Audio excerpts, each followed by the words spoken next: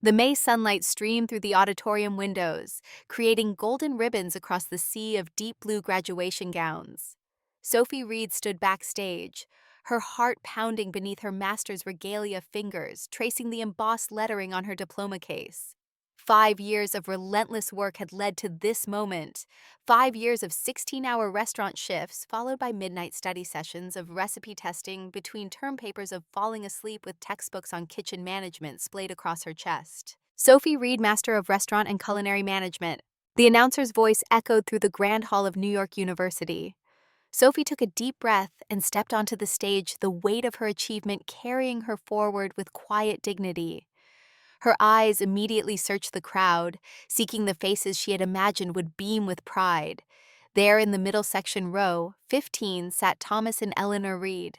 Her parents, their expressions curiously flat hands, resting motionless in their laps. No cameras raised, no proud smiles. Nothing but two pairs of eyes watching with detached observation, as though attending a stranger's ceremony. Sophie's smile faltered for only a moment before muscle memory forced it back into place.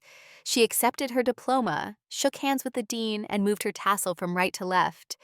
The applause from the audience washed over her, none of it from the two people whose approval she had sought most desperately. "Tonight will be different," she whispered to herself as she descended the stairs. "The celebration dinner will make up for it." The evening arrived with the soft glow of early summer. The VIP room of Reed's Roots, the Italian restaurant Sophie had built from a struggling neighborhood joint into one of Boston's most respected eateries, sparkled with candlelight. White linen tablecloths draped over carefully arranged tables, crystal stemware catching and fracturing the light. The private room had been Sophie's creation, added during the renovation in her 7th year running the restaurant, designed specifically for special occasions and intimate gatherings. Sophie stood at the entrance, greeting guests in a midnight blue dress that matched her earlier graduation gown. Her chestnut hair swept up elegantly. Her closest friends arrived first, a handful of culinary school classmates who had witnessed her double life of student and restaurant operator. Then came regular customers, who had become friends over the years, people who had watched Sophie transform their dining experiences, one innovative dish at a time. Marco Alvarez, her loyal sous chef for nearly a decade, arrived with a bottle of rare Italian wine and a bear hug that lifted Sophie off her feet. "Look at you, chef mastermind," he teased, his voice warm with genuine pride. "Always knew you were the smartest one in any kitchen." Sophie laughed, the sound genuine for the first time that day. Marco had been there through everything, the one who covered the kitchen when she needed to study, who never questioned her ambition to elevate Reed's Roots beyond its humble beginnings. The restaurant had once been little more than a fading neighborhood eatery squeezed between more popular establishments on a Boston side street. Thomas and Eleanor Reed had purchased it 15 years earlier as a retirement project, never envisioning it as anything more than a temporary venture. To them, it was simply a placeholder, a modest business to occupy their time before they retreated to their dreamed of lakeside home in Maine. But to Sophie, from the moment she'd first stepped into that kitchen as a teenage girl, it had represented possibility. Even when the dining room had rarely filled beyond half capacity, and the menu consisted of uninspired Italian-American classics, she had seen its potential, a diamond waiting to be cut and polished. Her parents arrived last, Eleanor's hand resting on Victoria's arm. Sophie's younger sister, Victoria, with her golden hair and effortless charm, smiled brightly as though she were the evening's honored guest. At 28, Victoria had the polished look of someone who had never experienced the hardships of restaurant work.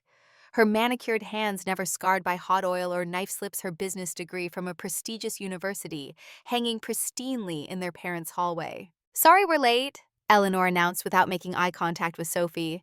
Traffic was terrible coming from Victoria's apartment. Sophie nodded, swallowing the observation that they could have planned better for her graduation dinner. "No problem at all, everyone's just getting seated." The meal proceeded with carefully orchestrated precision. Sophie had personally designed every aspect of the menu, featuring the signature dishes that had put Reed's Roots on Boston's culinary map. The first course arrived, a delicate arugula salad with house-cured prosciutto and aged balsamic. Sophie watched her father take a bite without comment, though this same dish had recently been featured in Boston Magazine's Best Starters list. The pasta course followed Sophie's renowned orange-infused tagliatelle with butter-poached crab, the very recipe that had won her first culinary award 6 years prior. The table erupted in appreciative murmurs, everyone except Thomas and Eleanor, who ate methodically, their eyes occasionally drifting to Victoria as she charmed the guests seated near her. Sophie sipped her wine, trying to ignore the familiar ache of seeking approval that never came. Her mind drifted to the night she had first created this dish, working until 3 in the morning, testing and retesting the balance of flavors. Marco, her only witness as she finally achieved perfection. "This is it," Marco had whispered after tasting the final iteration, eyes wide with wonder. "This is the dish that will put us on the map." He had been right. The orange-infused crab pasta had become their signature, the dish that brought food critics and turned first-time visitors into regulars. Yet Thomas had only commented that seafood costs were rising, and Eleanor had suggested it might be too fancy for their neighborhood clientele. Sophie was pulled from her memories as Thomas stood, wineglass in hand. The table fell silent, all eyes turning to him. Sophie straightened, heart quickening. Perhaps now finally would come the words of pride she had been waiting 11 years to hear. "Tonight," Thomas began, his voice measured and formal, "we're not only celebrating Sophie's graduation, we also have an important announcement regarding the future of Reed's Roots." Sophie froze, wineglass halfway to her lips. The future of Reed's Roots. She had spent the past year meticulously crafting expansion plans, researching potential second locations, developing training programs to ensure quality would remain consistent. Just last week, she had compiled the final draft of her business proposal, planning to present it to her parents after graduation. Her pulse accelerated, a fragile hope blooming. Perhaps they had somehow seen her plans, had recognized her vision after all. Eleanor placed her hand on Victoria's shoulder, a gesture of maternal affection Sophie couldn't remember receiving since childhood. "From today onward," Eleanor announced, her voice suffused with a pride that made Sophie's stomach tighten, "Victoria will officially become the CEO of Reed's Roots." The room went silent. Sophie's wineglass remained suspended, her body unable to complete the simple motion of bringing it to her lips. The fragile hope that had blossomed moments ago withered instantly, replaced by a cold, hollow sensation spreading through her chest. Victoria sat straighter, her golden hair catching the candlelight, her smile radiating confidence she hadn't earned. "I'm so excited to take Reed's Roots in bold new directions," she gushed. "I've already been talking with some amazing consultants about franchising opportunities." Sophie lowered her glass to the table with precise control, terrified that her trembling hand might cause it to shatter. Franchising, the very concept she had argued against during countless family dinners, explaining how it would compromise the quality and authenticity that had become Reed's Roots' hallmark. The restaurant's success had been built on handmade pasta relationships with local farmers and fishermen, an attention to detail that simply couldn't be replicated across multiple locations, with standardized procedures. Across the table, Marco's expression darkened, the napkin in his hand twisted into a tight coil. He looked at Sophie, a silent question in his eyes, waiting for her response. Her other dinner guests exchanged uncomfortable glances, several turning to Sophie with expressions of confusion and sympathy. Sophie's fingers found the handle of her chef's knife, a treasured gift she'd received after Reed's Roots won its first statewide culinary award. The weight of the blade grounded her as memories cascaded through her mind. She remembered standing in the kitchen at 21, fresh out of community college with a culinary arts degree, convincing her skeptical parents to let her try revitalizing the restaurant before they closed it. She remembered endless nights perfecting recipes, mornings negotiating with suppliers for better ingredients, at prices they could afford, afternoons training staff to execute her vision. She remembered creating the restaurant's first website herself, learning food photography through YouTube tutorials, designing menus and flyers at the tiny desk in her apartment. She remembered trudging through Boston's snowstorms when buses stopped running, walking nearly an hour just to ensure the restaurant opened on time, her dedication never wavering. She remembered celebrating their first profitable quarter, then their first profitable year, the gradual transformation from struggling neighborhood joint to respected dining destination. And now, on what should have been her night of triumph, her parents had rewritten her out of the restaurant's future, handing the keys to her sister, who had shown no interest in Reed's Roots until its success was assured. Sophie looked up to find her parents raising their glasses in Victoria's direction, their faces illuminated with the pride Sophie had spent 11 years trying to earn. The moment stretched like pulled taffy, slow and agonizing. In that suspended moment, Sophie saw with perfect clarity that in her parents' eyes, she had never been viewed as more than the chef, a position they considered subordinate to the real business of running a restaurant. Despite transforming Reed's roots from a failing establishment to a thriving business, she had always been, would always be the person who belonged in the kitchen, not the boardroom. Sophie's hand tightened around her knife, the engraving catching the light. Sophie Reed Culinary Excellence Award 2018. She traced the letters with her thumb, a tangible reminder of what she had built, what she had earned through skill and perseverance, not entitlement or family favoritism. The scattered applause from her parents' end of the table felt like salt in an open wound. Thomas was already discussing Victoria's ideas for streamlining operations, Eleanor nodding enthusiastically beside him. Neither looked at Sophie as though she had suddenly become invisible, her years of sacrifice and innovation erased with a single announcement. Marco caught her eye again, his expression a mixture of outrage and loyalty. Without words, Sophie knew he would follow whatever decision she made next. The realization settled over her like a mantle, both comforting and weighty with responsibility. Victoria's voice cut through Sophie's thoughts, bright and oblivious. And the best part is, we already have interest from investors who want to help us scale. They love the Reed's Roots brand, but think we could be much more efficient with standardized ingredients. Standardized ingredients. The phrase landed like a physical blow. Sophie had spent years building relationships with local suppliers, from Eleanor, who grew the heirloom tomatoes they used in their signature sauce, to Marcus, who provided freshly caught seafood delivered directly to their kitchen each morning. These weren't just business arrangements. They were partnerships built on mutual respect and shared commitment to quality. "What about our existing supplier relationships?" Sophie asked, her voice surprisingly steady despite the storm raging inside her. Thomas waved dismissively. "Those small operations can't scale with us, Sophie. Victoria has contacts with large distributors who can guarantee consistent product across multiple locations." "Consistent doesn't mean better," Sophie countered, fighting to keep her voice level. "Our customers come here specifically because we don't serve the same mass-produced food they can get anywhere." Eleanor sighed with the weary patience of someone explaining a simple concept to a stubborn child. Dear Victoria has an actual business degree. She understands what's required to grow beyond a single restaurant. The implication hung in the air, clear and cutting. Sophie's culinary expertise and practical experience running Reed's Roots for 11 years counted less than Victoria's theoretical knowledge from business school. Her master's degree in restaurant management, the very achievement they were supposedly celebrating tonight, apparently held no value in their eyes. Sophie glanced around the room at the faces of people who had witnessed her transform Reed's Roots into what it was today. Her friends, colleagues, and loyal customers looked back with expressions ranging from shock to indignation. These people knew what she had built. They had watched her pour her soul into every aspect of the restaurant, from recipe development to staff training to creating the warm atmosphere that made diners feel like welcomed guests in a home rather than customers in a business. The truth crystallized with sudden, painful clarity. Reed's Roots had never truly been hers, despite the years she had given it, despite saving it from certain failure, despite being its heart and soul.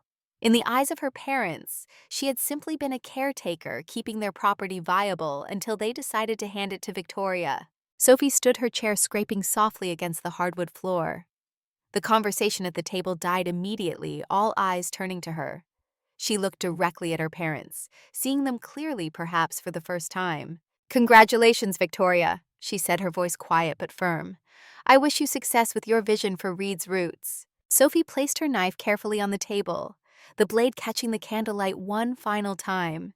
She turned to Marco, whose expression showed he already understood what was happening. "Marco, would you help me collect my things from the office?" He nodded without hesitation, rising to join her. Eleanor's brow furrowed in confusion, while Thomas looked suddenly uncomfortable, as though only now realizing the impact of their announcement. "Sophie," Thomas began, his tone placating, "there's no need for dramatics. You can continue as head chef while Victoria handles the business side. Nothing has to change in the kitchen." Sophie paused, allowing herself one small sad smile. "Everything has already changed. Talk to your CEO about next steps." She moved through this dining room with the same quiet dignity she had shown walking across the graduation stage hours earlier. Marco followed his presence, a silent affirmation of her decision. Together, they entered her small office behind the kitchen, the space where she had spent countless hours managing every aspect of the restaurant's operations. Sophie opened her desk drawer and removed a leather-bound recipe book, the original source of every dish that had made Reed's Roots successful. These weren't just recipes. They were her creative works developed through years of experimentation and refinement. She tucked the book into her bag along with a few personal mementos from the shelves. "Are you sure about this?" Marco asked quietly, though his packed knife roll already slung over his shoulder suggested he knew her answer. Sophie nodded, looking around the small office one last time. "I've spent 11 years trying to earn recognition that was never going to come. It's time to build something that's truly mine." They exited through the kitchen, Sophie pausing to run her hand along the smooth stainless steel countertop where she had created countless dishes. The kitchen staff watched in confusion, sensing the significance of the moment without understanding its cause. Outside in the warm May evening, Sophie took a deep breath of fresh air, feeling simultaneously untethered and unburdened. Marco stood beside her, a question in his eyes. "What now, chef?" Sophie looked up at the stars barely visible through Boston's light pollution.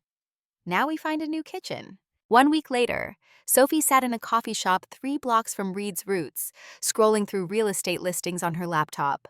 Marco sat across from her, making notes on potential locations they had visited. Their plan was taking shape: a smaller, more intimate restaurant in Portland, Maine, focusing exclusively on quality and creativity rather than scale and standardization. Sophie's phone vibrated on the table. The name on the screen made her pause: Kevin Prescott, purchasing director for Kelvin Hotel Group. 3 months earlier, Sophie had secured a contract with Kelvin to supply their Boston location with Reed's Roots signature pasta dishes. The deal would have provided steady income, while maintaining the restaurant's quality standards, a balance Sophie had worked hard to achieve. "Hello, Kevin." She answered, her voice professional despite the circumstances. "Sophie, I've been trying to reach someone at Reed's Roots for days." Kevin sounded frustrated. "We were supposed to finalize the supply agreement this week, but suddenly I'm dealing with someone named Victoria, who wants to completely change the terms." Sophie closed her eyes briefly. "Victoria is the new CEO. I'm no longer with Reed's Roots." A long pause followed. "You're kidding! The entire reason we approached Reed's Roots was because of your cooking and your commitment to quality. Victoria's telling me she wants to substitute frozen pasta to make the numbers work. That would be her decision now," Sophie replied carefully. "Well, it's not going to work for us," Kevin stated firmly. "The agreement was for your recipes, your standards. If that's changed, we need to reevaluate." After the call ended, Sophie looked at Marco, a mixture of vindication and sadness washing over her. Kelvin Hotel Group just canceled their $1850 per week standing order. Victoria tried to substitute frozen pasta. Marco shook his head. "It took you 3 tastings and a personal dinner with their executive chef to secure that contract." Sophie's phone buzzed again, this time with a text from her father. "What did you say to Kelvin?" "They just pulled out of our agreement. You need to fix this." Sophie stared at the message, noting the accusatory tone, the assumption that she should still solve their problems despite being pushed aside. She typed a simple response: "Talk to your CEO." She set the phone down and returned her attention to the laptop, clicking on a listing for a small restaurant space near Portland's waterfront. The property needed work, but Sophie could already envision what it could become: a place truly her own, built on her values and vision. "I think we should look at this one tomorrow," she told Marco, turning the screen to show him. "It's smaller than what we had, but it has character." Marco nodded, studying the images.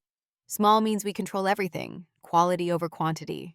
"Exactly," Sophie agreed, a new sense of purpose strengthening her resolve. "No compromises." Her phone continued to buzz with messages from her father, then her mother, and finally Victoria. Sophie silenced it and placed it in her bag. That chapter was closed. The road ahead would be challenging, filled with uncertainty, and the daunting prospect of starting over at 32. But for the first time in 11 years, Sophie was building something that could never be taken from her, a future defined by her own vision, rather than someone else's limitations. Outside the coffee shop window, Boston continued its evening rhythm, people hurrying home or out to dinner, oblivious to the small revolution happening at the corner table, where a chef and her sous chef plotted their independence. Sophie felt a weight lifting from her shoulders. With each new idea, they explored each possibility they considered.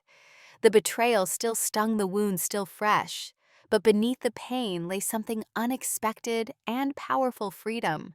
To new beginnings, Marco said, raising his coffee cup in a toast. Sophie smiled, touching her cup to his. To the restaurant we were always meant to create. Chef's Table. The Road Not Taken. Part 2. Rising from the Ashes. Morning light filtered through the grimy windows of what would become Sophie's table. Sophie Reed stood in the center of the empty space, dust motes dancing around her in the sunbeams, her footsteps echoing on the worn wooden floors. The small restaurant space in Portland, Maine, sat just 3 blocks from the waterfront, nestled between a local bookstore and a vintage clothing shop. At first glance, it appeared forgotten and neglected, a relic of better days. The previous tenant, a seafood shack that had closed 6 months earlier, had left behind mismatched chairs, stacked in corners, and ancient cooking equipment that belonged in a museum rather than a professional kitchen. Peeling wallpaper revealed layers of the building's history, while water stains mapped the ceiling like abstract art. The space measured barely half the size of Reed's Roots, with room for perhaps 10 tables if arranged efficiently. Yet Sophie saw beyond the decay. She moved through the space with purpose, mentally transforming the dilapidation into possibility. Where others might see only flaws, Sophie envisioned potential. The wall that could be removed to open the kitchen to the dining room. The south-facing windows that would fill the space with natural light. Once properly cleaned, the worn wooden floors that could be sanded and refinished to reveal their original character. Marco pushed open the swinging door that led to the kitchen, his expression a mixture of concern and determination. The walk-in cooler needs a new compressor. The range hood is from the Stone Age, and I'm pretty sure there's a family of mice living behind the stove. Sophie nodded, unsurprised.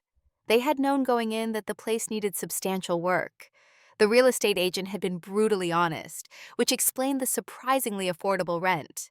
The location was the true prize. Proximity to the water meant fresh seafood deliveries and tourist traffic during summer months, while the surrounding local businesses suggested year-round neighborhood support. "Can we make it work?" she asked, running her hand along a countertop crusted with years of neglect. Marco surveyed the kitchen again, mentally calculating. With what we have left in the budget after the security deposit and first month's rent, it's going to be tight, very tight. Sophie pulled out her notebook, flipping to the budget she had meticulously calculated. Her savings, carefully accumulated over years of frugal living, had seemed substantial, until faced with the reality of starting a restaurant from scratch. The security deposit, first month's rent, and basic repairs would consume nearly 2/3 of her funds before they served a single meal. "We'll do the renovations ourselves as much as possible," she decided. "We can save on labor costs that way." Marco raised an eyebrow. "Chef, you're amazing with a knife, but have you ever installed a commercial sink?" "No," she admitted, "but YouTube exists for a reason. We'll learn what we need to know." The doubt in Marco's eyes reflected her own unspoken fears. This was so far from the carefully planned expansion she had envisioned while at Reed's Roots, with its established reputation and reliable cash flow. Here they were starting from zero, with no safety net and no guarantee of success. Sophie turned to the single window in the kitchen, wiping away dust, to peer at the small alley behind the building. "The hood might be ancient, but the bones of this place are solid. We just need to strip it down and build it back up." Like me, she thought, but didn't say. Stripped of position, reputation, and family support, forced to rebuild from nothing. They spent that first day taking inventory, making lists, and prioritizing repairs. Sophie created a 3-phase plan. First, make the kitchen operational. Second, renovate the dining area. Third, address cosmetic issues. By sunset, their clothes were filthy, their hands raw from scrubbing decades of grease from surfaces, but a sense of progress, however small, fueled their determination. That night, Sophie sat alone in her newly rented studio apartment, surrounded by moving boxes she hadn't yet found time to unpack. The apartment, like the restaurant space, was small and utilitarian, chosen for its proximity to Sophie's table rather than comfort. She opened her laptop to finalize the budget spreadsheet, the numbers glowing accusingly in the dim room. Even with their careful planning and willingness to handle renovations personally, they would drain her savings before opening day. She had anticipated this possibility and prepared loan applications for several banks, confident that her experience and the business plan she had meticulously crafted would overcome her lack of collateral. The next morning, dressed in her most professional outfit, Sophie sat across from Richard Bolton, a loan officer at First Portland Bank. She presented her business plan, market analysis, and financial projections with the practiced precision of someone who had managed a successful restaurant for over a decade. The loan she requested was modest, just enough to complete necessary renovations and provide operating capital for the first 3 months. "Your credentials are impressive, Ms. Reed," Bolton acknowledged, closing the folder containing her proposal. "But without collateral or an established business track record in Portland, I'm afraid we can't approve this loan." "I ran Reed's Roots in Boston for 11 years, Sophie countered, leaning forward slightly. "During my tenure, annual revenue increased by over 200%. "Yes, but Reed's Roots isn't your business, is it? It belongs to your parents." Bolton's smile was professionally sympathetic, but unyielding. "From our perspective, you've never owned a restaurant before." Sophie left the bank, the rejection letter folded precisely in her bag, her expression revealing nothing of the frustration churning inside her. By the end of the week, she had received similar responses from 2 other banks. The irony wasn't lost on her. After years of building someone else's business, she had nothing on paper to show for her experience. Back at the restaurant, space renovation had begun in earnest. Marco had managed to repair the dishwasher, a small victory that had saved them a substantial expense. 4 other staff members from Reed's Roots had joined their effort: Jenna, their pastry chef, Alex and Luis from the line, and Sarah, their most experienced server. Each had walked away from job security to follow Sophie, a gesture of loyalty that both touched and terrified her. Marco was supervising Alex and Luis as they dismantled the ancient range hood when Sophie arrived from her latest bank meeting. One look at her face told him everything he needed to know. "Third strike?" he asked once they had stepped into what would eventually become her office, currently a storage space for cleaning supplies. "Apparently, experience only counts if your name is on the business license," Sophie replied, her voice tight with controlled frustration. "The banks want collateral I don't have." Marco leaned against a shelf, considering. "What about investors? There must be regular customers from Reed's Roots who jump at the chance to back your new place." Sophie had considered this option but hesitated. "Investors mean giving up control.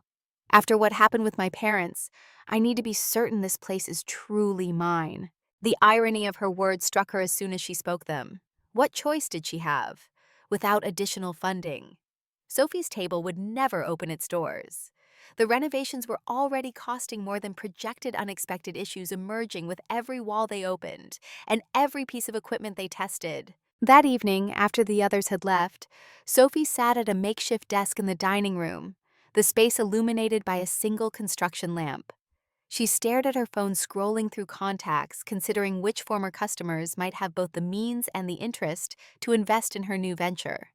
Several names stood out: regular patrons who had specifically requested her dishes, who had praised her creativity and vision. Her finger hovered over David Chen's number. David, a successful tech entrepreneur, had dined at Reed's Roots twice monthly for years, often bringing business associates. He had frequently told Sophie she was wasting her talent in a family restaurant, that she should strike out on her own. Now that she had, would he put his money behind his words? She was about to make the call when her phone lit up with an incoming call from an unknown Portland number. "Is this Sophie Reed?"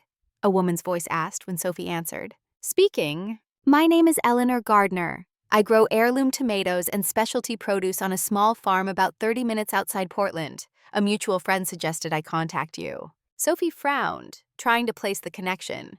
"I'm sorry, which friend?" "Marcus Dawson. He supplies seafood to restaurants in Boston. Said you're opening a place here that actually cares about ingredient quality." Sophie smiled, warmth spreading through her chest. Marcus, the fisherman who had supplied Reed's Roots for years, had been one of her most valued partners.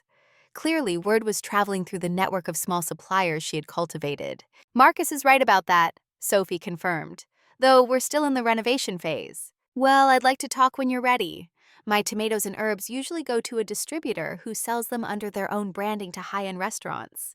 I'd rather work directly with chefs who appreciate the difference." After arranging to meet Eleanor the following week, Sophie ended the call feeling a renewed sense of purpose.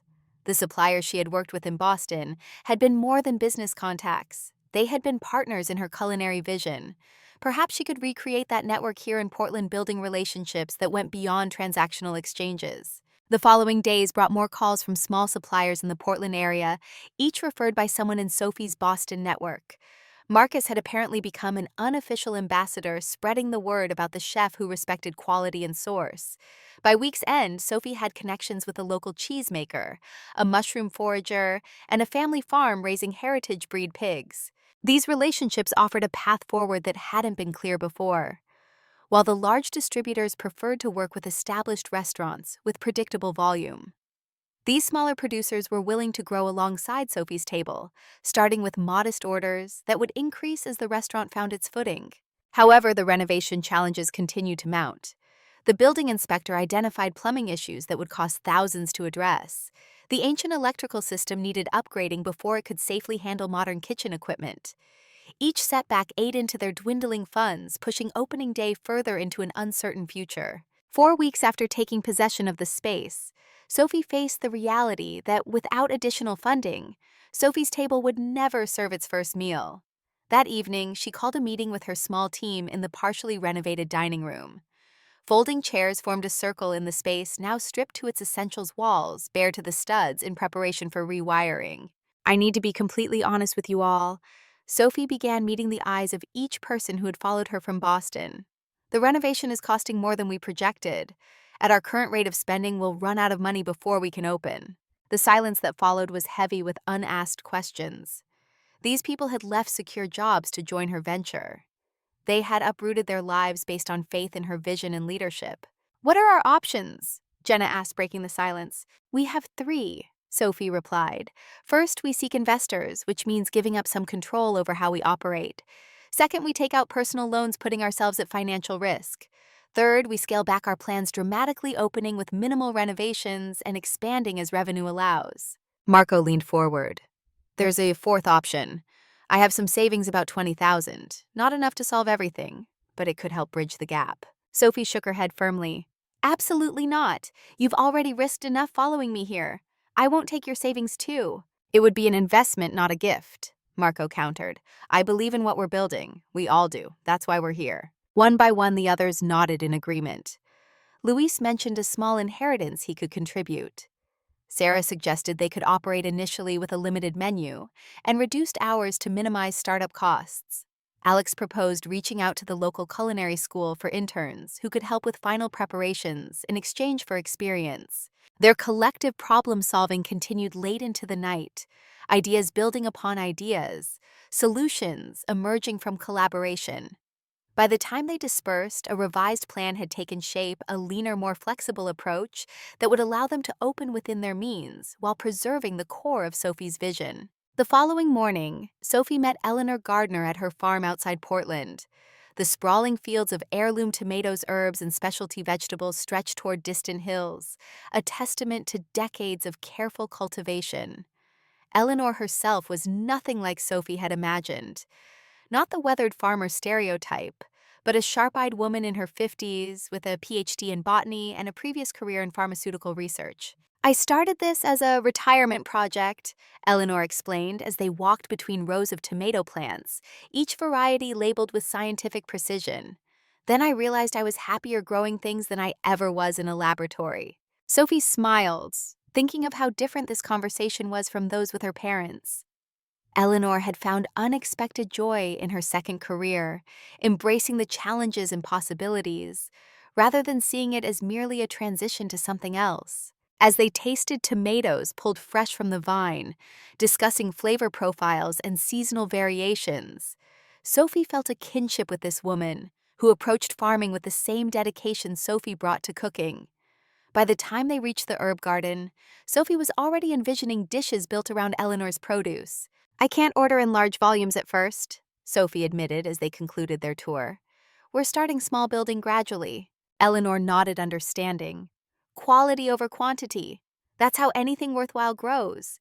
I'd rather supply a restaurant that appreciates what I grow, even in small amounts, than sell by the truckload to places that can't tell the difference. They arranged a modest initial order with Eleanor agreeing to set aside specific varieties for Sophie's table.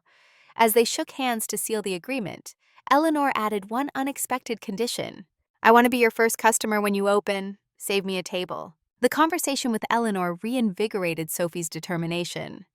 Over the following weeks, She met with other local suppliers, each encounter reinforcing her conviction that building the right relationships was as important as the physical renovation of the restaurant space.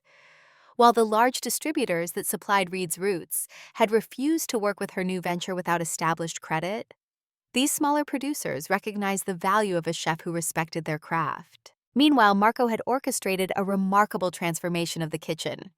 With help from Alex Luis and two culinary students interning in exchange for experience, they had rebuilt the space into a functional, if modest, professional kitchen. The ancient equipment had been repaired, reconditioned, or replaced with affordable used alternatives sourced from restaurant auctions. The walls gleamed with fresh paint, the floors had been sealed and polished, and the new electrical system hummed efficiently beneath it all. The dining room renovation proceeded more slowly, with Sophie and Sarah handling much of the work themselves. They had discovered beautiful exposed brick behind one section of damaged wallpaper, deciding to feature it as a design element rather than cover it up. The mismatched chairs had been sanded and repainted in a cohesive color scheme, transforming disorder into deliberate eclectic charm. New lighting fixtures installed by Sophie after hours of YouTube tutorials cast warm, inviting light over the space. 6 weeks after acquiring the space, Sophie's table began to resemble a restaurant rather than a construction zone. The menu development had continued alongside the renovation, with Sophie and her team testing recipes in the newly functional kitchen, adapting her signature dishes to incorporate local ingredients, while creating new offerings inspired by Portland's coastal bounty. On a particularly challenging day, when a pipe burst during the final plumbing inspection, flooding part of the newly finished kitchen floor, Sophie received an unexpected message. A popular food blogger had somehow heard about her new venture and wanted to feature Sophie's table in an article about female chefs establishing independent restaurants. The publicity could bring much-needed attention to their opening, helping build the customer base they desperately needed to survive the crucial first months. Sophie agreed to the interview, but insisted it take place in the restaurant space rather than over the phone.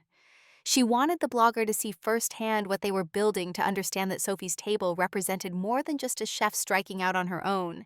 It embodied a philosophy about food relationships and authenticity that couldn't be captured in sound bites. The blogger Amina Martinez arrived the following day, digital recorder and camera in hand. She moved through the space with obvious curiosity, noting details and asking perceptive questions about Sophie's vision. When they settled at the one completely finished table in the dining room, Amina cut straight to the heart of the matter. Why leave a successful family restaurant to start from scratch in a new city? Sophie considered how much to reveal. The complete story of her departure from Reed's Roots remained private, known only to those who had been present that night. She had deliberately avoided public statements that might appear vindictive or bitter. Reed's Roots was moving in a direction incompatible with my culinary philosophy, she answered carefully. I believe that restaurants should maintain direct relationships with suppliers, honor ingredients through thoughtful preparation, and create experiences that can't be replicated through standardization. Sophie's table represents a return to those core values. Amina nodded, seeming to read between the lines. Your sister Victoria has given several interviews about plans to franchise Reed's Roots across New England, standardizing the menu and operations. Was that the incompatible direction you mentioned? Sophie kept her expression neutral, though internally she reeled at the confirmation of what she had feared. Victoria was systematically dismantling everything Sophie had built, replacing quality with efficiency, relationships with transactions. Sophie's table is focused on creating singular experiences rather than replicable ones, she replied, redirecting the conversation toward her new venture, rather than dwelling on the past. We're small by design, not by limitation. The interview continued for nearly 2 hours, during which Marco brought out samples of dishes they were developing for the opening menu. Amina's eyes widened at the first taste of Sophie's reimagined crab dish, now featuring local Maine crab with a citrus sauce that highlighted rather than masked its natural sweetness. This is extraordinary, she said, setting down her fork. The balance of flavors, the textural contrast. This isn't just good restaurant food, this is destination dining. The article appeared 3 days later on Amina's blog, which enjoyed a substantial following among food enthusiasts throughout New England. Titled, Phoenix Rising: How Chef Sophie Reed's New Restaurant Embodies Culinary Resilience. It praised not only the food, but the philosophy behind Sophie's table. Amina had captured the essence of what Sophie was trying to create, a space where every element from ingredients to atmosphere reflected conscious choices, rather than convenience or convention.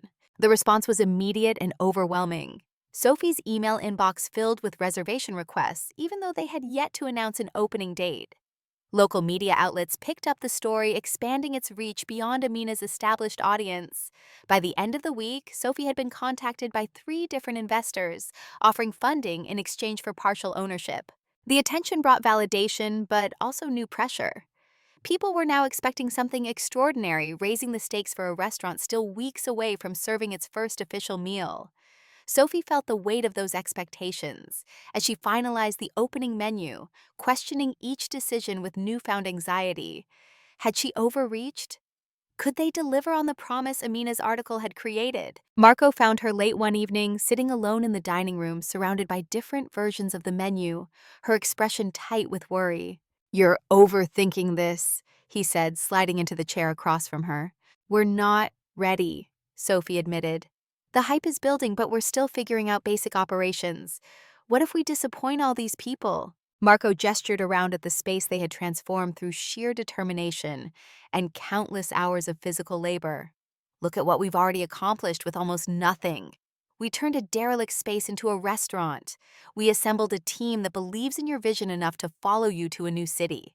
We've built relationships with suppliers who are excited to work with us." He leaned forward, his expression serious. Reed's Roots didn't become successful overnight. It took years of consistent quality and word of mouth. "We'll build Sophie's table the same way, one meal, one customer, one day at a time." Sophie knew he was right, but the knot of anxiety remained. They had invested everything financially, physically, emotionally in this venture. Failure wasn't just a possibility. It loomed as a constant specter, particularly as their funds dwindled toward the danger point. Despite the interest generated by Amina's article, they still needed a successful opening month to keep the doors open. The final weeks before opening passed in a blur of activity. Health inspections, liquor license applications, staff training, menu refinement each day brought new challenges requiring immediate attention. Sophie worked from dawn until well past midnight, catching brief naps on the small couch she had installed in her office, her body running on adrenaline and determination. 2 days before their soft opening, Sophie received a message from Marcus, her seafood supplier from Boston. He had spoken with several of his colleagues who supplied Reed's Roots, learning that Victoria had terminated relationships with many small producers in favor of larger distributors, offering standardized products at lower prices. The artisanal cheesemaker who had created a custom blend for Sophie's signature pasta dish had lost 30% of his business overnight. The family farm that supplied heritage breed pork had been told their prices were unrealistic for a growing operation. The news reinforced Sophie's conviction that she had made the right decision in leaving, but it also fueled her determination to create a restaurant that honored such producers. Sophie's table would never be as large as Reed's Roots might become under Victoria's expansion plans, but it would support a network of small suppliers who approached their craft with the same dedication Sophie brought to her cooking. The morning of their soft opening arrived clear and cool, early autumn light gilding Portland's waterfront. Sophie stood in her newly completed kitchen surrounded by her team, the silence almost reverential. In a few hours, they would welcome their first customers, friends, family, local business owners, and media representatives invited to experience Sophie's table before the official public opening. "Whatever happens today," Sophie told them, her voice steady despite the flutter of nerves in her stomach, "remember that we built this from nothing. Every dish we serve, every table we welcome, represents a small victory against considerable odds." She met each person's eyes in turn, seeing in them the same mixture of anxiety and excitement she felt. "We're not just opening a restaurant today. We're proving that quality matters, that relationships matter, that doing things the right way matters, even when it's harder, even when it's slower, even when it's less profitable on paper." As they moved to their stations to begin preparations, Sophie felt a curious sense of peace settle over her. This moment, standing in her own kitchen, leading a team that shared her values, preparing to serve food that reflected her vision, was what she had worked toward all those years at Reed's Roots without fully realizing it. The first service wasn't perfect. A timing issue caused two tables to wait longer than ideal for their main courses. A sauce broke during plating and had to be rapidly reconstructed. The point of sale system crashed briefly, forcing them to take orders by hand for 20 minutes. But the food that reached the tables represented everything Sophie had envisioned: seasonal, thoughtfully prepared, deeply flavorful, and visually striking without being pretentious. Eleanor Gardner, true to her word, claimed the first table her appreciative responses to each course, validating all the care that had gone into sourcing her produce. Local restaurant owners offered both congratulations and practical advice, welcoming Sophie to Portland's tight-knit culinary community. Food writers scribbled notes between bites, their expressions revealing more than their carefully measured comments. By the end of service, exhaustion had settled into Sophie's bones, but satisfaction ran deeper. They had done it, transformed an abandoned space into a functioning restaurant, assembled a team that worked together seamlessly despite the pressure of opening day, and served food that genuinely reflected Sophie's culinary philosophy. As the last guest departed and the staff began cleanup, Sophie stepped outside for a moment alone. The cool evening air carried the scent of the nearby ocean, a reminder of how far she had come from Boston, from Reed's roots, from the shadow of her parents' expectations. She leaned against the brick exterior of her restaurant, and allowed herself a moment to absorb the reality of what she had created. Her phone buzzed in her pocket. She considered ignoring it, wanting to preserve this moment of accomplishment, but professional habit won out. The screen displayed a message from an old friend, a fellow chef still working in Boston. "Thought you should see this," it read, followed by a link to a Boston Globe article. Sophie tapped the link, watching as the page loaded. The headline made her breath catch: "Family Restaurant Struggles After Chef's Departure, Reed's Roots Faces Uncertain Future." The article detailed how Reed's Roots, once among Boston's most respected neighborhood restaurants, had experienced a dramatic decline in both reputation and revenue following recent changes. Reviews had plummeted as regular customers complained about declining food quality and consistency. The reporter had spoken with Victoria, who attributed the difficulties to transitional challenges and an adjustment period following their shift to a more streamlined business model. Near the end of the article came the most revealing quote from Sophie's father, Thomas. "We underestimated how much of the restaurant's identity was built around specific dishes and relationships that are difficult to maintain while scaling operations." Sophie closed the article and slipped the phone back into her pocket. There was no satisfaction in Reed's Roots struggles, only a bittersweet confirmation that what she had built there had been valuable, had mattered, had been worth fighting for, even if her family hadn't recognized it until it was gone. Marco appeared in the doorway. "Everything okay out here?" Sophie nodded, turning back toward her restaurant, where the lights still glowed warmly against the gathering darkness. "Everything's exactly as it should be." "Table 7 wants to speak with you," Marco added. "The food writer from the Portland Press-Herald said it was the best meal he's had all year." Sophie smiled, straightening her chef's coat. "Then we shouldn't keep him waiting." She stepped back inside Sophie's table, closing the door on the past, and walking with renewed purpose into the future she was creating, one ingredient, one dish, one service at a time. Chef's Table, The Road Not Taken. Part 3, A Table of Her Own. 1 year after opening its doors, Sophie's Table had become a quiet revelation in Portland's restaurant scene.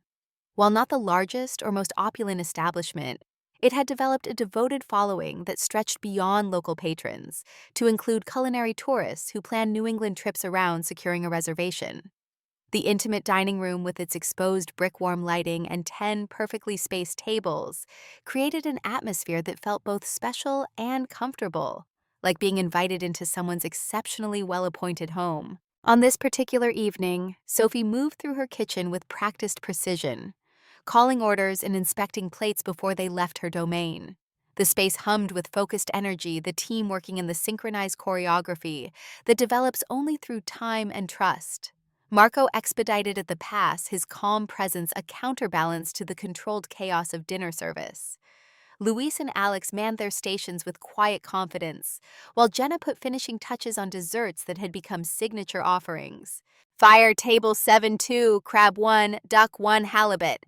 Sophie called, her voice carrying just enough to be heard without shouting. The kitchen responded with immediate acknowledgments, the rhythm unbroken. Through the open kitchen design, one of Sophie's non-negotiable renovation elements. She could see the dining room where Sarah and two newer servers moved between tables with graceful efficiency. The reservation book had been filled for weeks, a small miracle for a restaurant still in its infancy by industry standards. Sophie wiped her hands on her apron and turned her attention to the crab dish that had followed her from Reed's Roots to Sophie's table, though it had evolved significantly with local ingredients and refinements, born of creative freedom. The Maine crab was sweeter than its Boston counterpart, paired now with a citrus emulsion that incorporated local honey and herbs from Eleanor Gardner's farm. The plating was elegant but unfussy, showcasing the quality of the ingredients rather than technical showmanship. As she placed the finishing touches on the dish, Sophie caught sight of a new arrival through the kitchen window. A woman with silver-streaked dark hair, being led to a small table in the corner of the dining room, Helena Martinez, food critic for East Coast Dining magazine. Sophie recognized her from the photo accompanying her widely read reviews, though the magazine had made no formal reservation or announcement of the visit. Sophie maintained her composure, giving no indication that she had recognized their influential guest. Inside, however, her pulse quickened. East Coast Dining was the region's most respected culinary publication, its annual awards considered among the highest honors in New England's restaurant scene.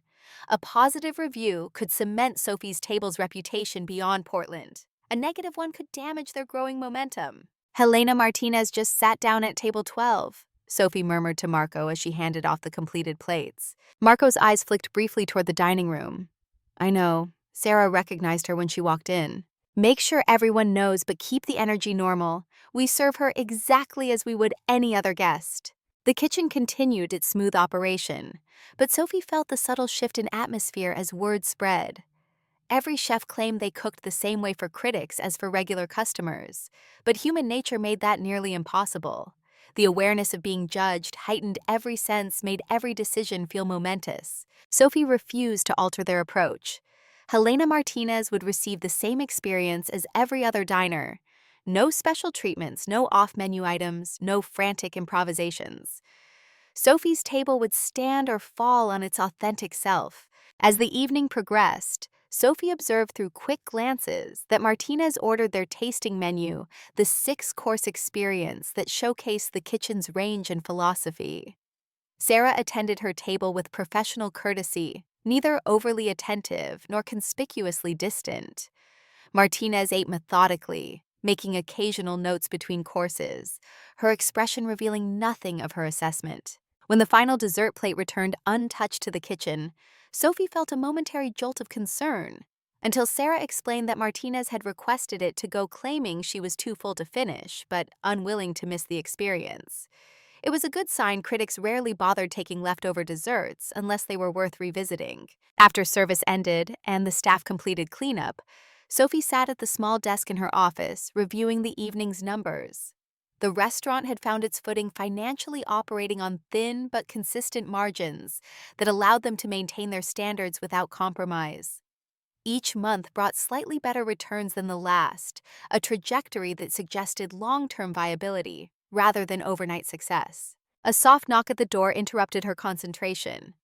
Marco entered carrying 2 glasses of wine. To surviving a critic's visit, he said, offering her a glass of the Oregon Pinot Noir they reserved for special occasions. Sophie accepted with a grateful smile. Now we wait for judgment. Whatever she writes, it doesn't change what we've built, Marco said, settling into the chair across from her desk. 1 year ago, this place was an abandoned wreck. Now look at it. Sophie nodded, allowing herself a moment to acknowledge their achievement. The restaurant operated smoothly. Their team had expanded thoughtfully to include new members who embraced their philosophy, and their relationships with local suppliers had deepened into genuine partnerships. These were the metrics that mattered most to her, more meaningful than any critic's assessment. Have you seen the recent reviews for Reed's Roots? Marco asked after a comfortable silence. Sophie shook her head. She had deliberately avoided seeking information about her former restaurant, though occasional updates reached her through mutual acquaintances in the industry. The knowledge that Reed's Roots struggled without her brought no satisfaction, only a complex mixture of vindication and regret for what might have been. Victoria gave an interview to Boston Magazine. Marco continued his expression, suggesting he debated whether to share this information. She blamed their declining reputation on customer resistance to necessary modernization and outdated expectations of what Italian cuisine should be. Sophie couldn't help but laugh at the absurdity. Necessary modernization.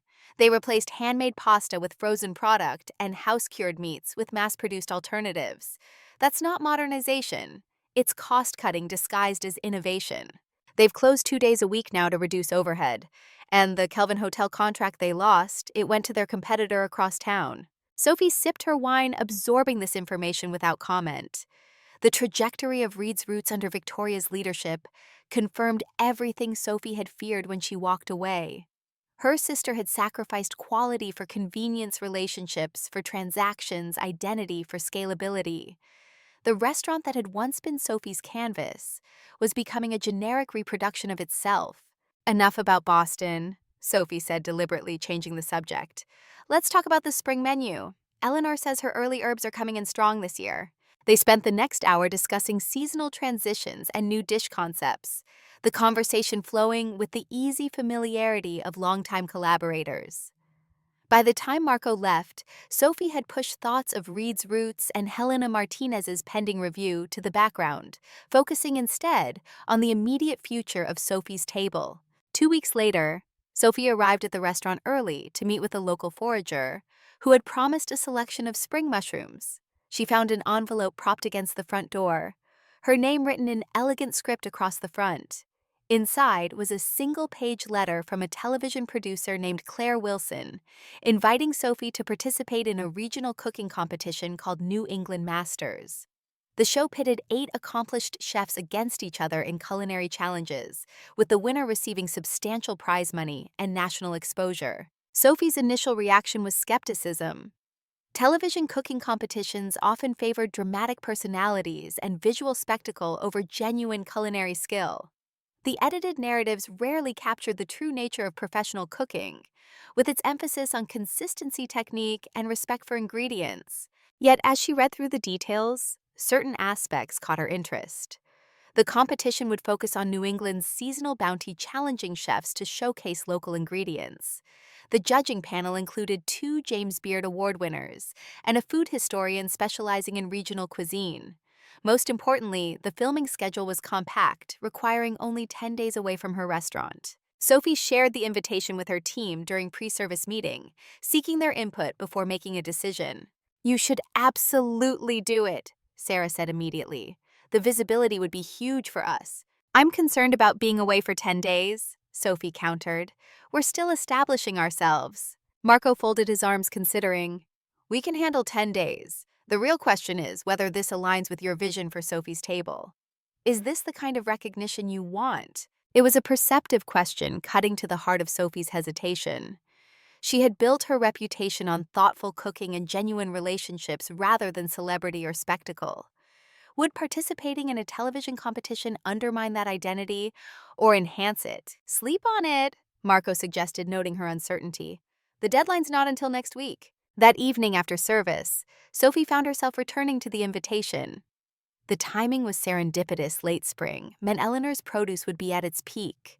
Local seafood would be abundant, and the restaurant had found enough stability that her temporary absence wouldn't jeopardize operations. The exposure could bring new customers during the crucial summer season, and the prize money would provide a financial cushion they still sorely needed. She made her decision and submitted the application the following morning, putting it out of mind as she returned to the daily rhythm of running her restaurant. Weeks passed with no word, and Sophie assumed they had selected other chefs. Then, as summer began in earnest, she received a call confirming her participation.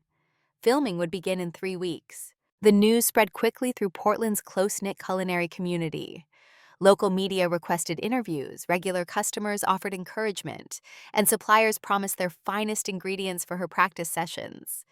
Sophie found herself touched by the support, but also increasingly aware of the pressure to represent not just herself, but the relationships and philosophy that define Sophie's table. In the days before her departure, Sophie worked with Marco to ensure the restaurant would maintain its standards in her absence. They refined systems, conducted additional training, and prepared detailed guides for handling any foreseeable challenges.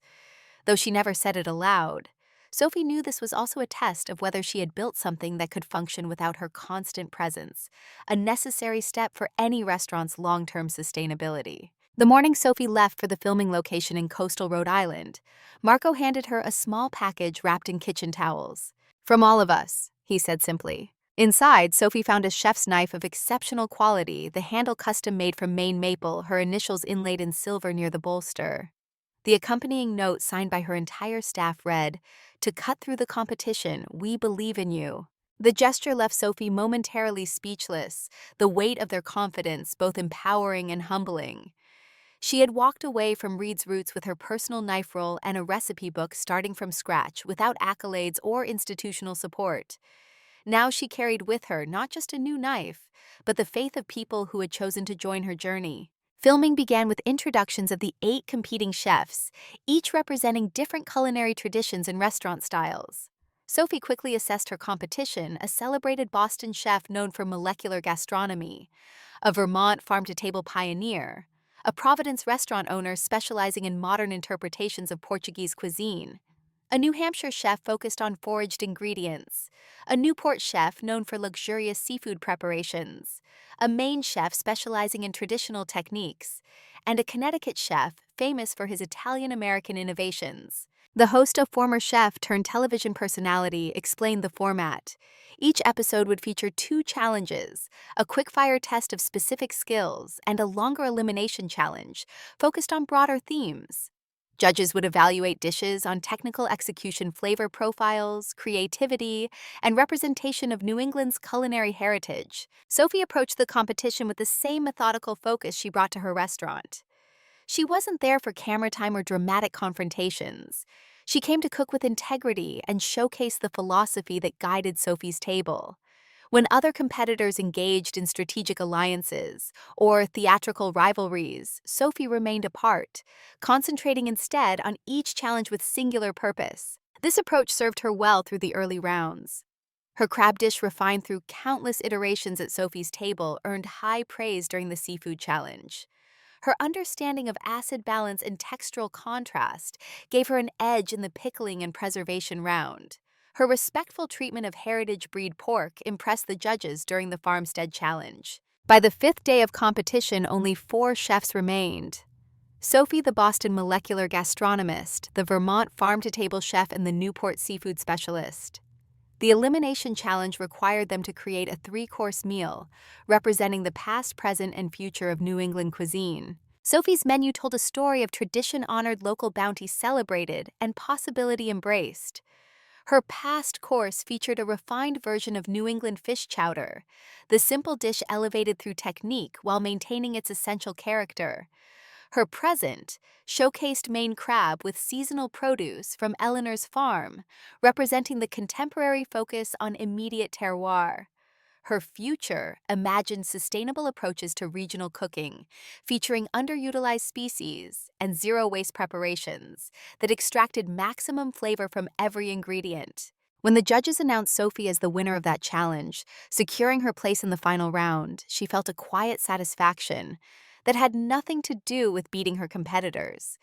She had succeeded in translating her culinary philosophy to a format that could have easily rewarded flash over substance. The night before the final round, alone in the hotel room provided by the production, Sophie FaceTimed with Marco to check on the restaurant. "Everything's running smoothly," he assured her.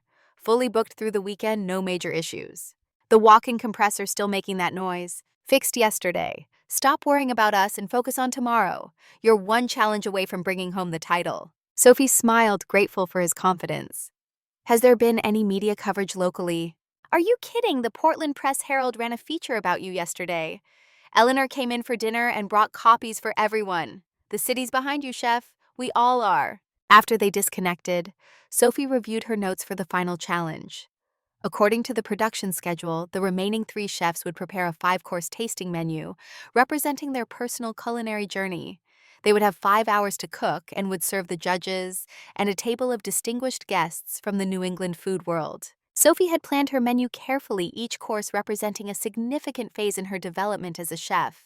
The progression would take diners from her earliest culinary influences through her training. her years building Reed's roots, and finally to the philosophy that now guided Sophie's table. The narrative was personal without being sentimental, ambitious without sacrificing accessibility. As she reviewed her plans, Sophie's phone vibrated with an incoming text. The number wasn't saved in her contacts, but the area code was familiar Boston. Good luck tomorrow. The family will be watching. The message was unsigned, but Sophie knew immediately it was from her mother, Eleanor Reed. The simple acknowledgement coming after nearly a year of silence stirred complicated emotions.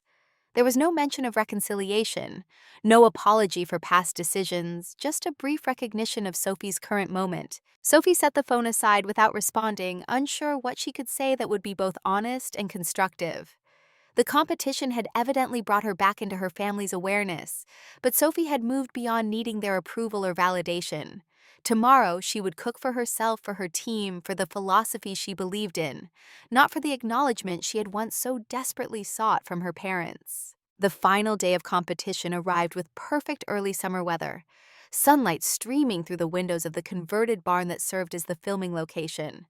The three remaining chefs, Sophie the Boston molecular gastronomist James Chen and the Vermont farm-to-table champion Lydia Winters, received their final instructions and began preparing their tasting menus. Sophie moved through her preparations with the calm efficiency that had become her hallmark in the competition. While James constructed elaborate apparatuses for his modernist techniques, and Lydia foraged last-minute additions from the property's garden, Sophie focused on extracting maximum flavor from each carefully selected ingredient. Her first course, a delicate interpretation of the fish stew her grandfather had taught her to make as a child, came together with practiced precision. The second course, representing her formal culinary education, balanced classical technique with personal touches that reflected her developing style.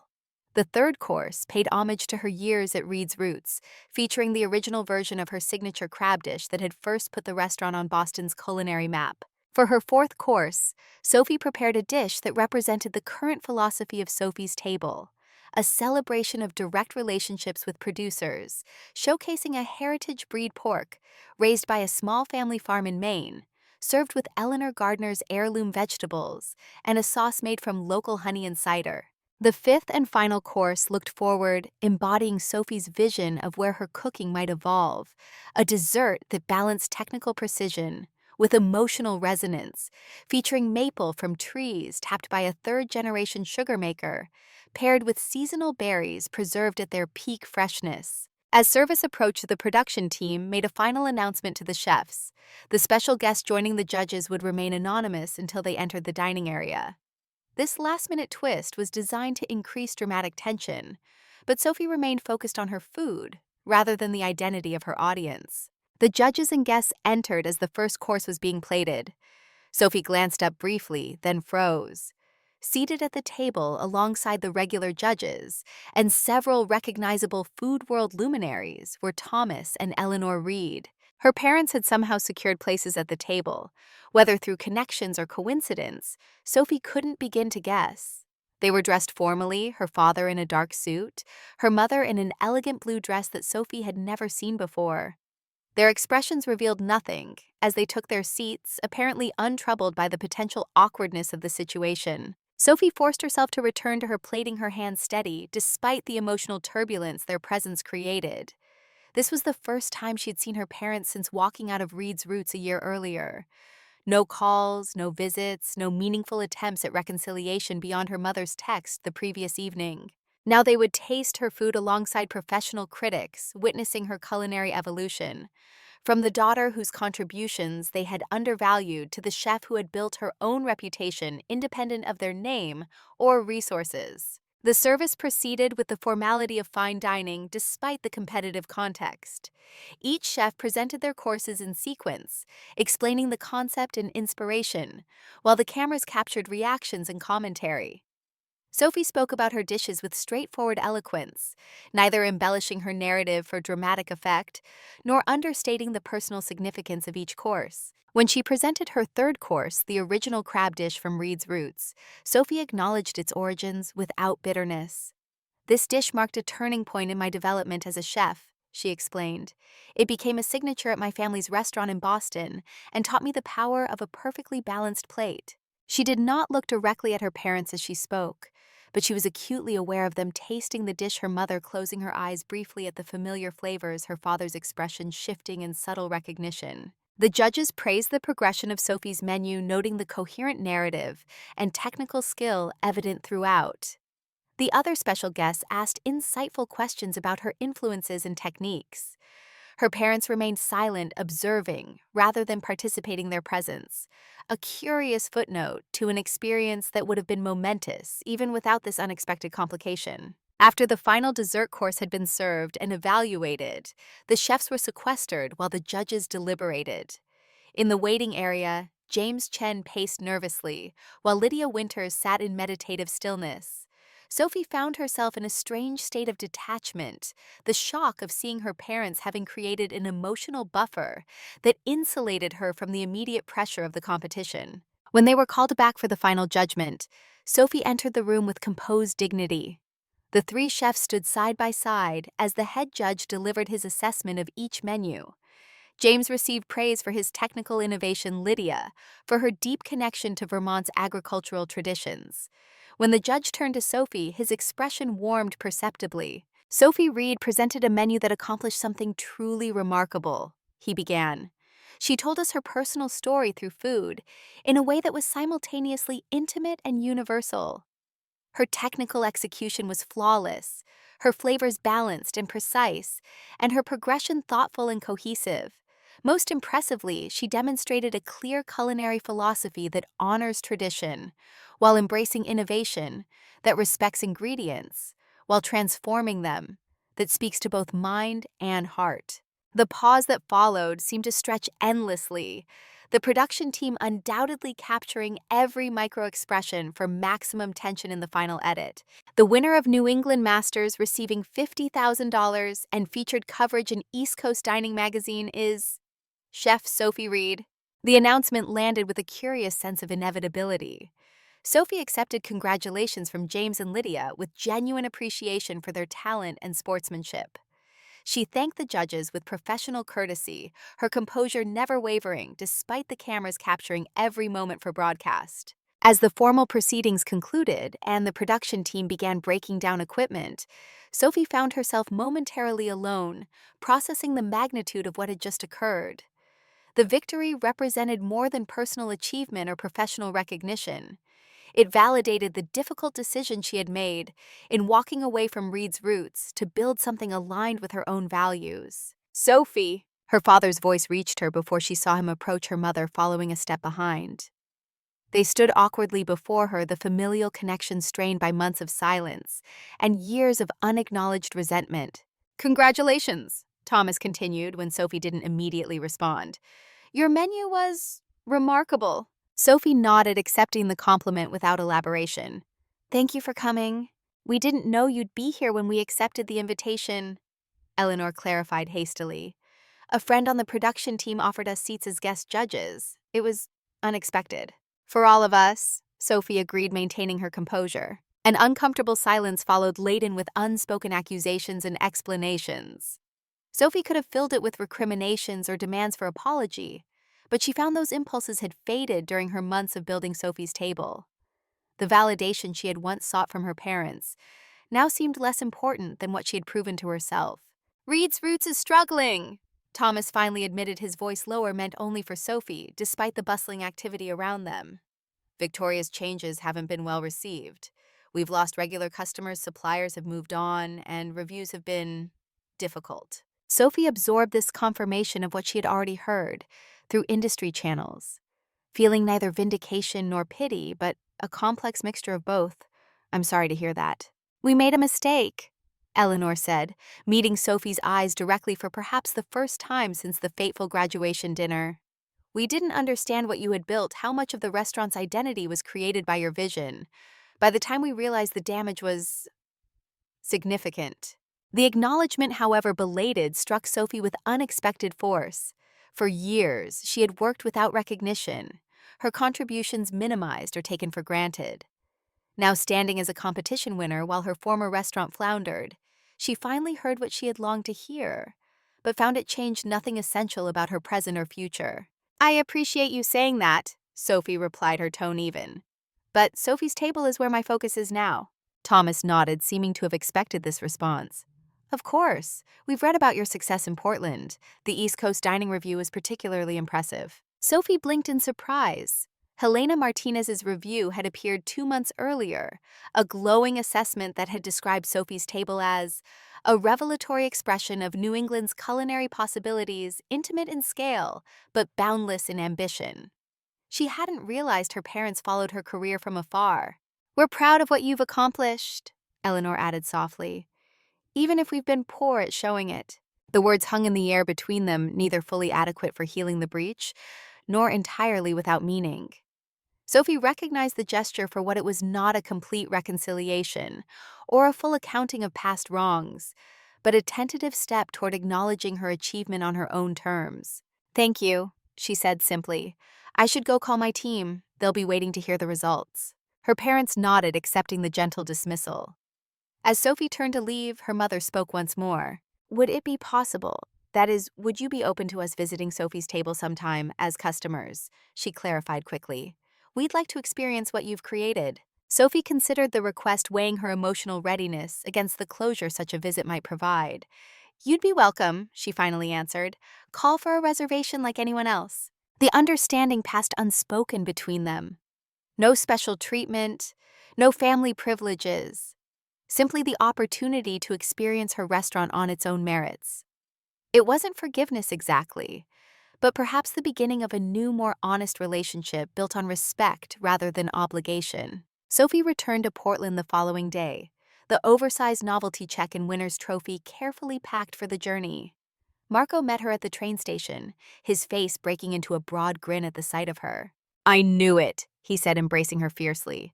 "The whole restaurant watched the announcement together. We closed early and turned the dining room into a viewing party." "You didn't tell me," Sophie laughed, touched by the gesture. "We wanted to surprise you with the video. Everyone lost their minds when they announced you as the winner." As they drove towards Sophie's table, Marco filled her in on developments during her absence. A glowing mention in a national travel magazine, a request for Sophie to participate in a prestigious charity dinner in Boston, an inquiry about potentially teaching guest classes at the local culinary school. "The win is already opening doors," he observed.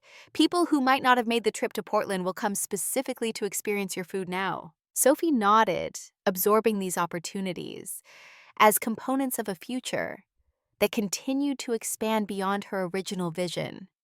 What had begun as a necessary departure from Reed's roots had evolved into something more significant.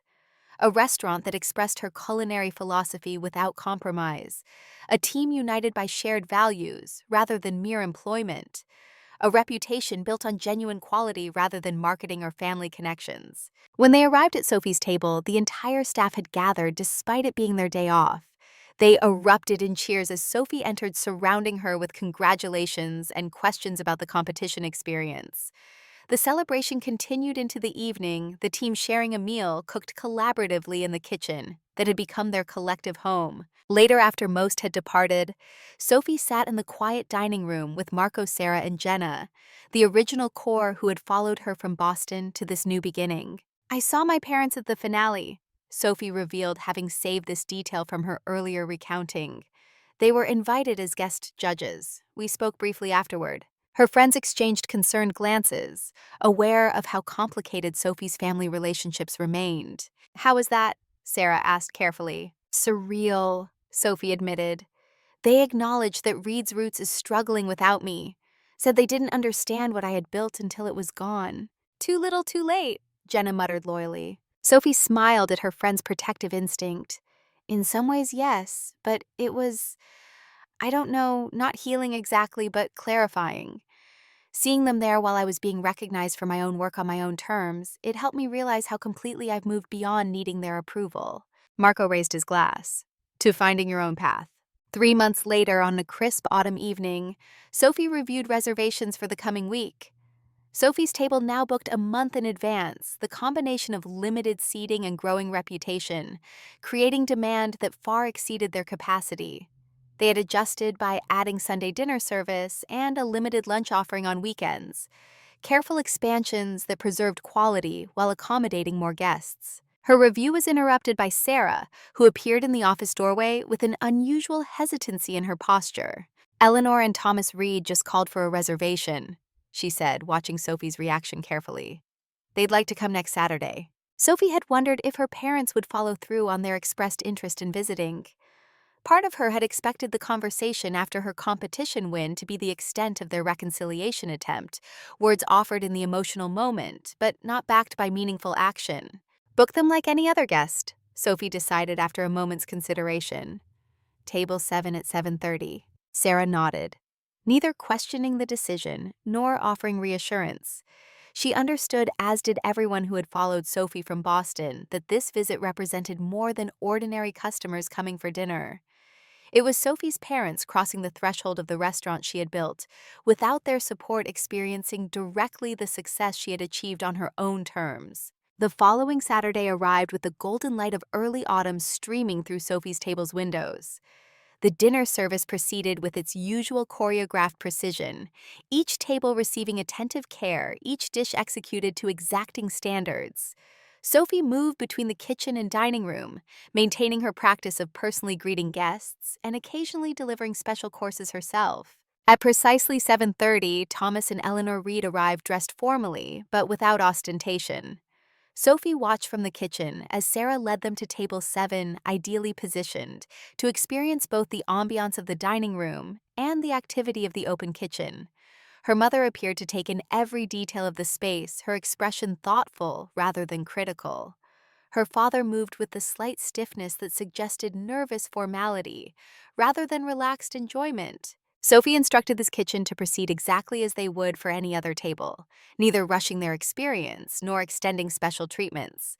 When their first courses were ready, a seasonal soup showcasing Eleanor Gardner's late summer tomatoes, Sophie decided to deliver the dishes herself. "Good evening," she greeted them with professional courtesy. "Welcome to Sophie's table." Her parents looked up with a mixture of uncertainty and restrained pleasure. "The restaurant is lovely," Eleanor offered. "So warm and inviting." "Thank you," Sophie replied, placing their dishes with practiced precision. "This is our heirloom tomato soup with basil oil and house-made ricotta. The tomatoes come from a local farm we've partnered with since opening." "It looks wonderful," Thomas said, his usual confidence muted in this unfamiliar territory. "The reviews have been extraordinary. We've followed them all." Sophie nodded, acknowledging the statement without pursuing the implied conversation about her success. "Enjoy your meal. Marco or I will bring your next course shortly." Throughout their dining experience, Sophie maintained this balance of professional attention and personal distance. She answered their questions about ingredients and techniques, accepted their compliments with gracious simplicity, but steered conversations away from family matters or shared history.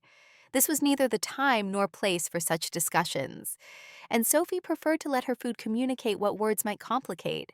When their final course arrived, the refined citrus and maple dessert that had helped secure her competition victory, Sophie noted her mother's expression of genuine wonder, at the first taste her father's slow nod of appreciation.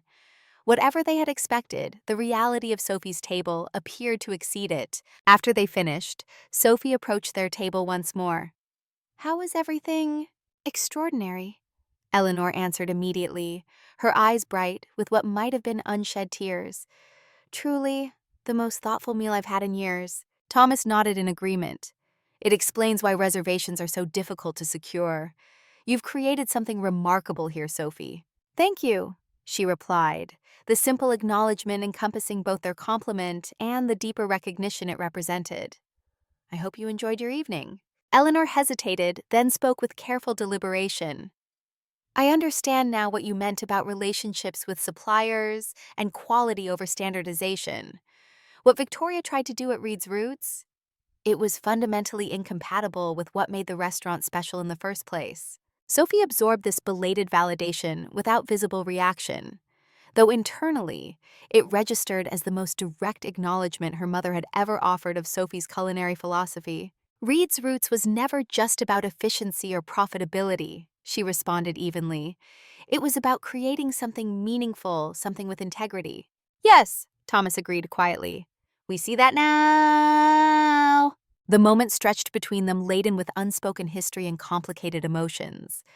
Sophie could have extended it, could have pressed for more explicit acknowledgement of their mistakes or more detailed apologies for past dismissals. Instead, she chose to accept what was offered not complete reconciliation, but respectful recognition of her achievement and philosophy. "Thank you for coming," she said simply. "It means a lot that you made the trip."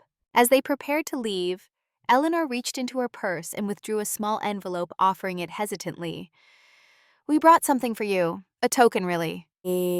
Sophie accepted the envelope with careful neutrality. Inside was an old photograph she had never seen before. Her grandfather, her father's father, standing proudly in the kitchen of his small Italian restaurant in Boston's North End, circa 1950. The connection was unmistakable. The original Reed family restaurant, predating even Reed's roots, operated by the grandfather who had first introduced Sophie to cooking when she was barely tall enough to reach the countertop. "We found it while clearing out some old files," Thomas explained. "Thought you might like to have it." The gesture caught Sophie unprepared, opening a channel of connection she hadn't anticipated. Her grandfather had died when she was 12, but his influence on her culinary journey had been profound. This photograph represented a lineage that transcended the recent conflicts with her parents, a reminder that her passion for food had deeper roots than her experience at Reed's Roots. "Thank you," she said, genuine emotion coloring her voice for the first time that evening. "This is meaningful." After her parents departed, Sophie retreated briefly to her office, studying the photograph more carefully. Her grandfather's proud stance in his modest kitchen echoed her own journey in ways she hadn't fully appreciated before. He, too, had built something from limited resources, had prioritized quality over expansion, had expressed his identity through food prepared with integrity and care. Perhaps the pattern she had broken wasn't familial after all, but rather the temporary deviation represented by her parents' and sisters' approach to Reed's Roots. Perhaps in creating Sophie's table, she had reconnected with a deeper family tradition than the one she had left behind in Boston. The realization didn't erase the hurt of past dismissals or justify her parents' failure to recognize her contributions, but it provided context that made their recent acknowledgement more meaningful.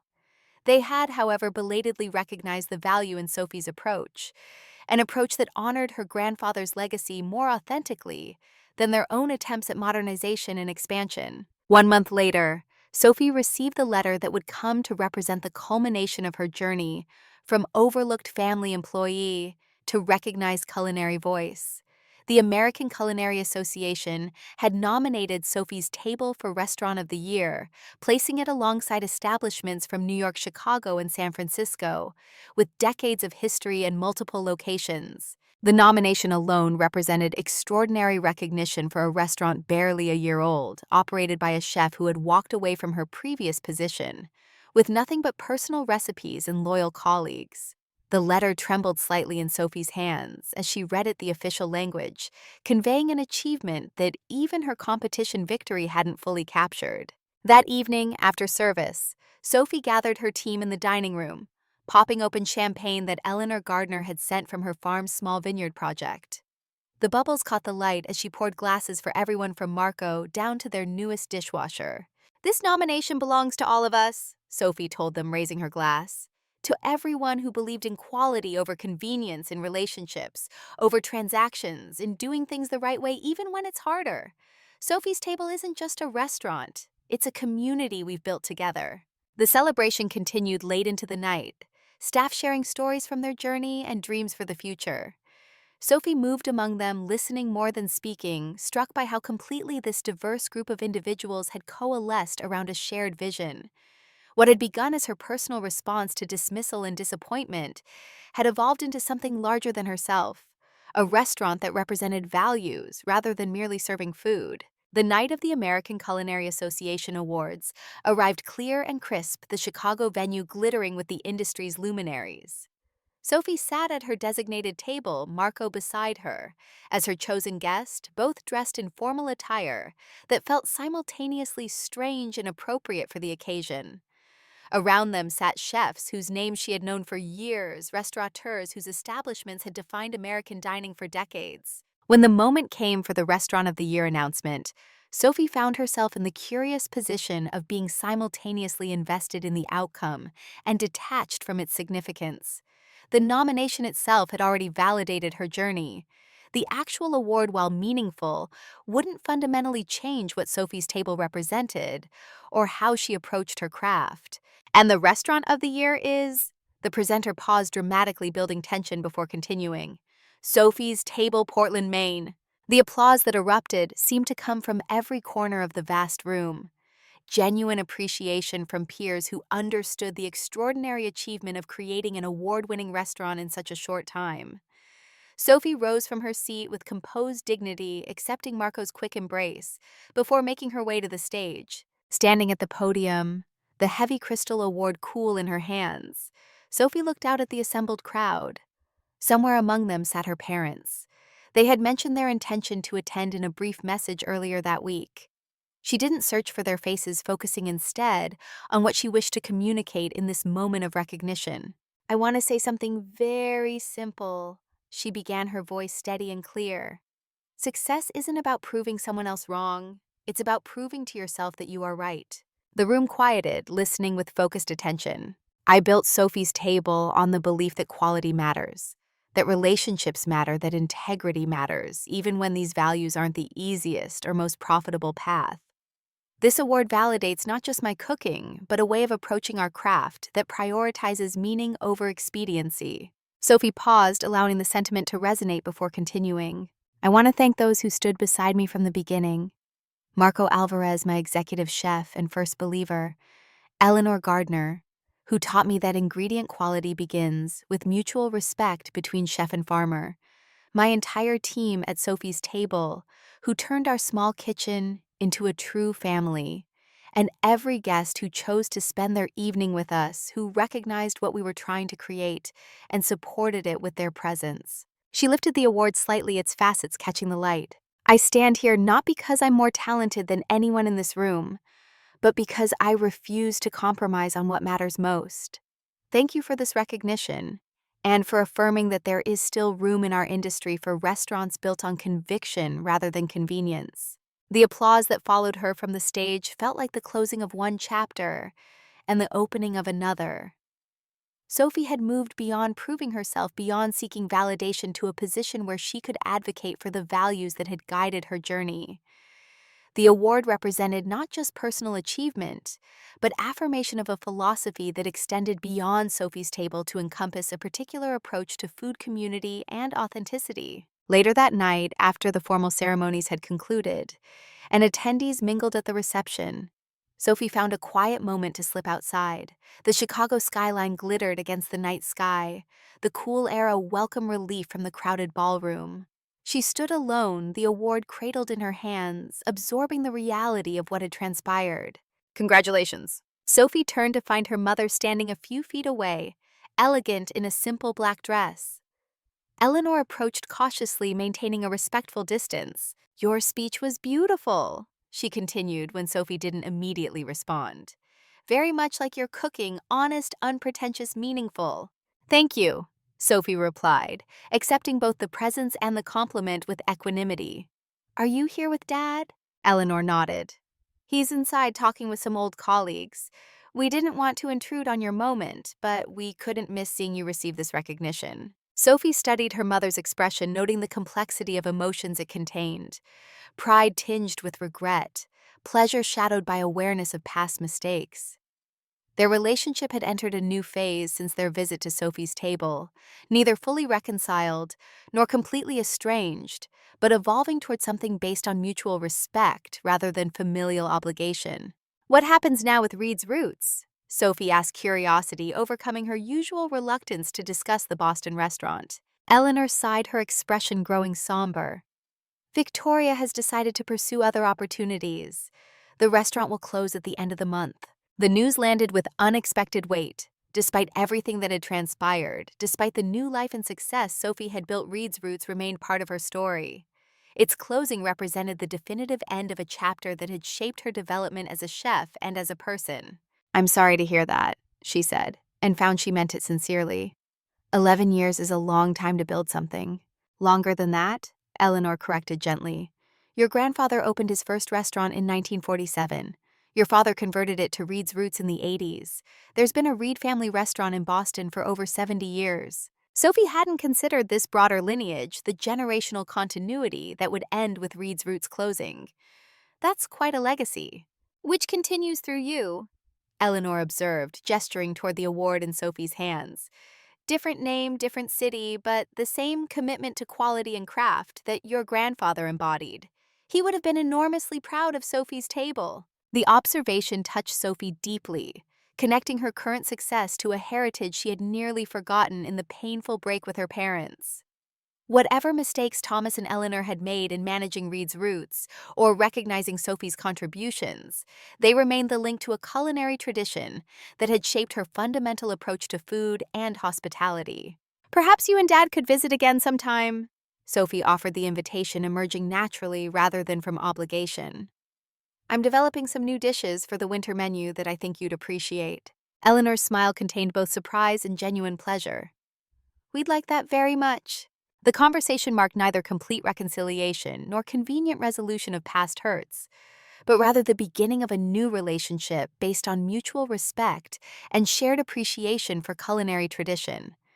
Sophie had moved beyond needing her parents' approval or validation, while they had gained perspective on the value of her approach to cooking and restaurant management. The ground between them, once fraught with unacknowledged resentment and mismatched expectations, had shifted toward cautious but genuine connection.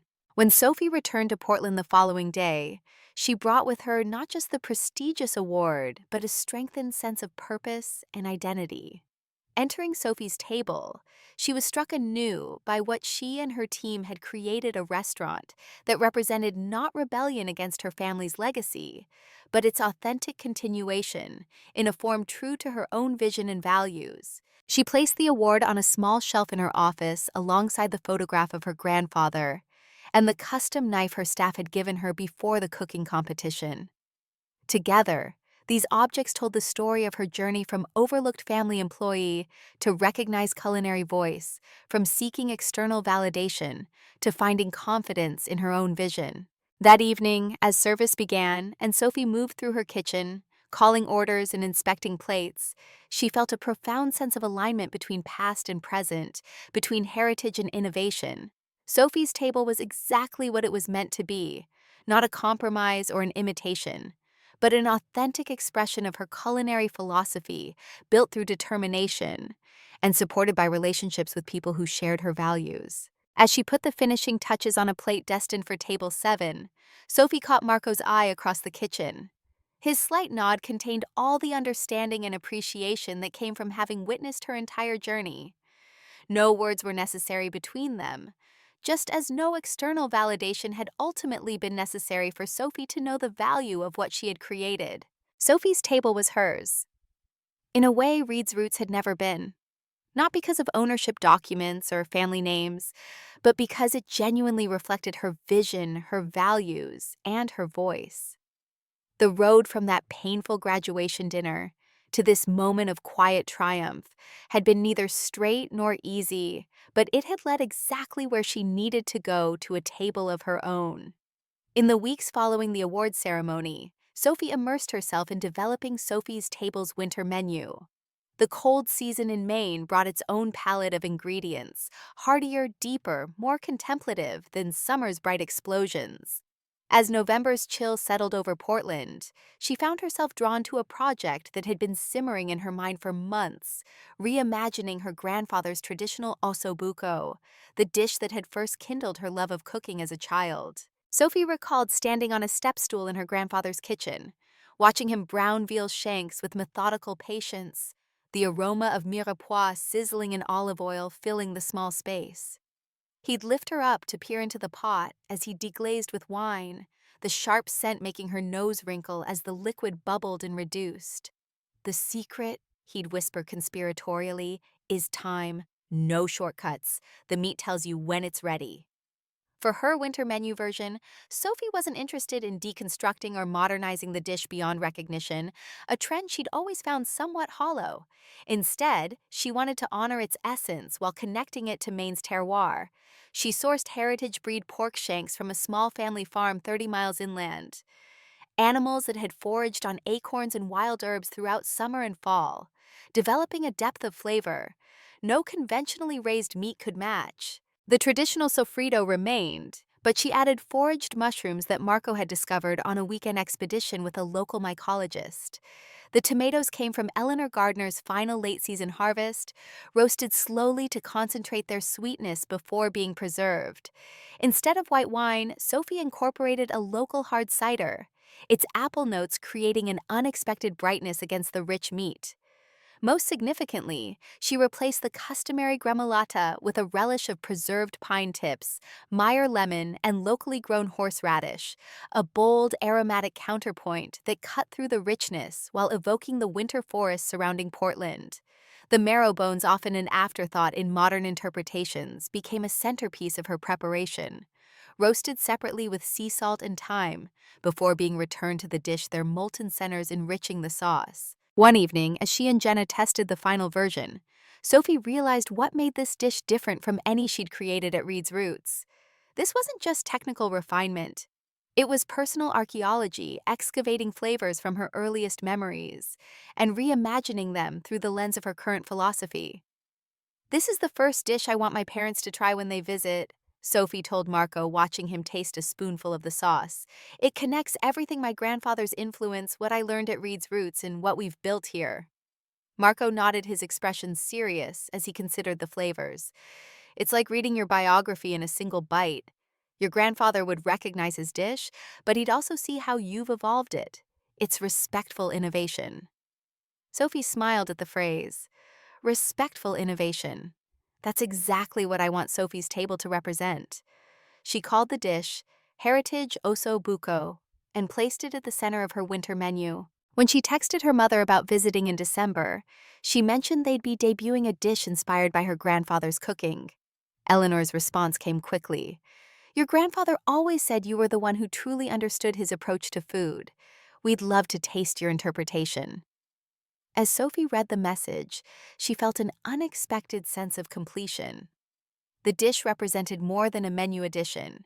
It was the tangible embodiment of her journey honoring tradition, while establishing her own voice, acknowledging her roots while growing in her own direction. Her grandfather had given her the foundation. Reed's Roots had given her the skills. Sophie's table had given her the freedom. This dish brought all three together in perfect harmonious balance.